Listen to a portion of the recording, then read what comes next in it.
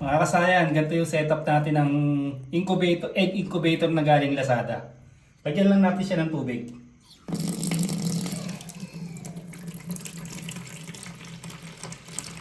Pag yung kasayan masasobrahan halimbawa sa tubig, tatapon lang naman yan. O, nasobra ko sa tubig ano, tatapon lang siya. Tatapon lang yung tubig niya kasi mayroon namang ano yan eh. Na ano kasi ito, nangatngat siya ng daga. Kaya nilagyan natin ng ibang styro. Tapos kasi ilalagay na natin yung ano, yung tray. Siya. Ilalim.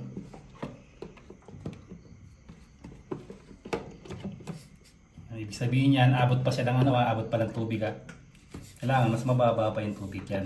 Hindi siya ano, hindi siya basang-basa. Ganito. Ayan o.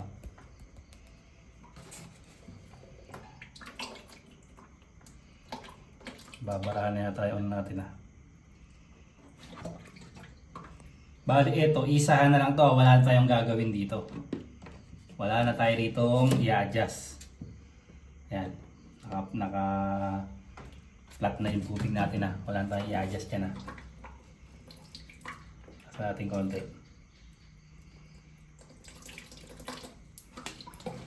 Kumbaga yung pag nilagay natin yung ano, yung tray na to, halos ano lang siya. Ayan na.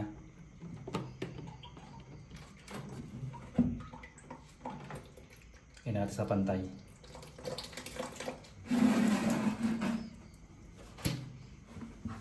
Ito kasi matagal kong di ginamit tong incubator na to.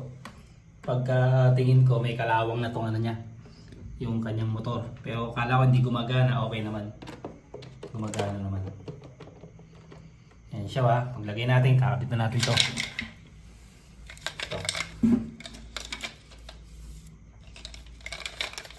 May naligo rito.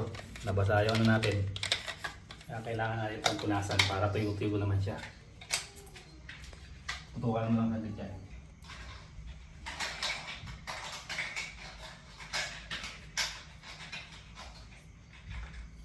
Patutuyo rin naman to. Matutuyo rin naman yan kasi anim pa yun eh. Magse-setup tayo ng ano.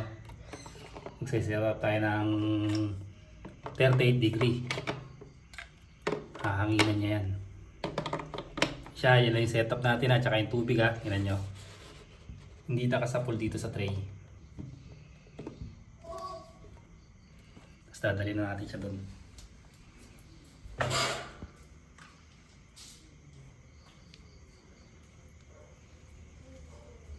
Sasaya na. Natin dito. Kakabit na natin yan dito sa kanyang takip.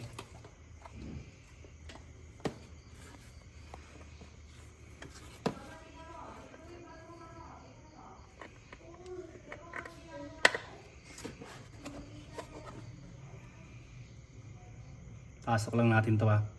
Pag di pumasok, kabilain nyo lang. Tapos takpan nyo muna siya.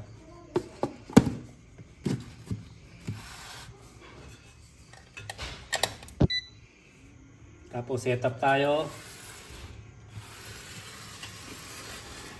ng 38. Seset nyo to. Tingnan nyo kung nakasetup yan. 38. Okay na yan. Gagawin natin dyan. Hintayin muna natin yan na maging 38. Babalik kami pagka 38 na siya. Go. Ito lang sa 38 na siya. Yan. Tapos lalagyan na natin yung itlog na napili natin na kung sa akala natin na may similya at walang similya, ito yung napili natin. Tapos lalagyan na natin siya.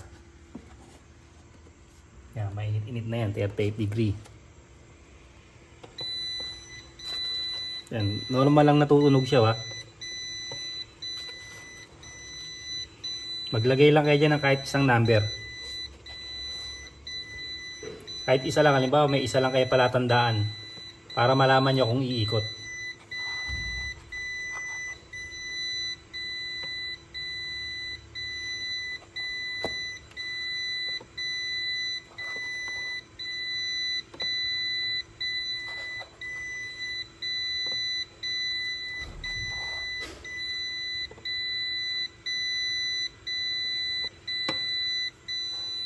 Yan, di na rin natin nilinisin. Siyam lang ilalagay natin. Balik na natin.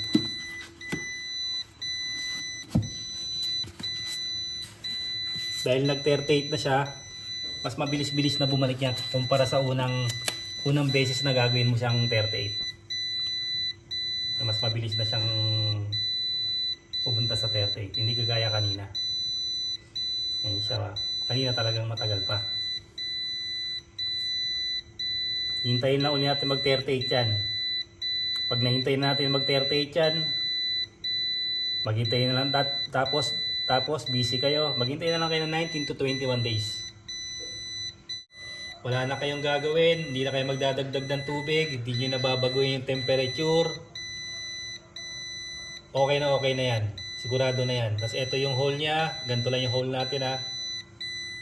Nakahap lang yung hole natin. Mula sa pole, nakahap na tong hole natin na to ha. Yung iba kasi tinatanggal to ng isang buo. Ito nakahap lang siya. Pagdating ng 38, magpipirmis na yan. Okay na yan. Tapos waiting na lang tayo. Sa mga busy, waiting. Kahit hindi nyo na i-monitor. Sigurado makapagpapisa kayo.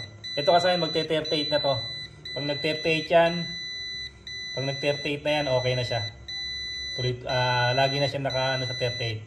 Lalampas man siya paminsan-minsan, pakonti-konti lang. Ayan, tuminto na yung niya. Yung buzzer niya kasi na siya, papunta na siya sa 38. Pag nag-38 yan, pirmis na yan.